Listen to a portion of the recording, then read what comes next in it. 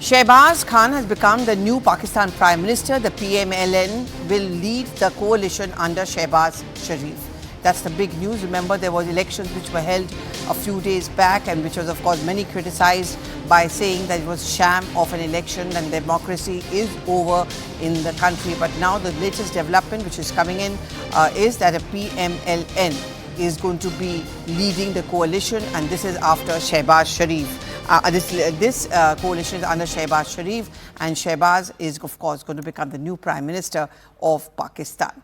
Just recently, Nawaz Sharif too had come back. Imran Khan, as we all know, is behind bars in a corruption case, and his party had done quite well in the elections, but he has been very critical of the elections in Pakistan, saying it's a sham of a democracy and it's a completely rigged election. Well, finally, the Pakistan's tryst with democracy, if one wants to call it, has resulted in the PMLN coalition under the leadership of Shehbaz Sharif, and in fact Shehbaz himself is going to become the Pakistan Prime Minister. But the larger question will always remain is that how long will the peace or order last? With Pakistan's history and legacy as far as political stability or democracy is concerned has not really been much worth talking about.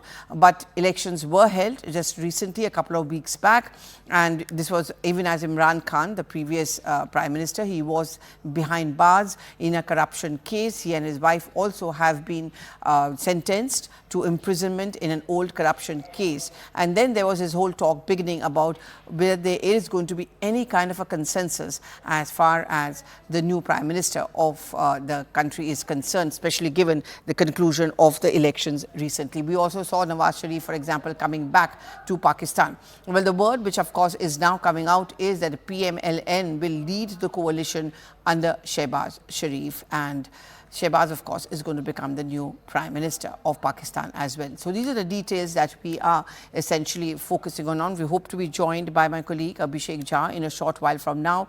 But this is the news break which is coming in from the neighboring country of Pakistan. We were talking about how elections were held there recently and whether it's going to actually bring in a political stability. Critics across the world of Pakistan were making the point that this is really not much of an election, and there is not any guarantee that democracy can last. But well, we'll just have to wait on to Chi, and that is the big story that we were talking about.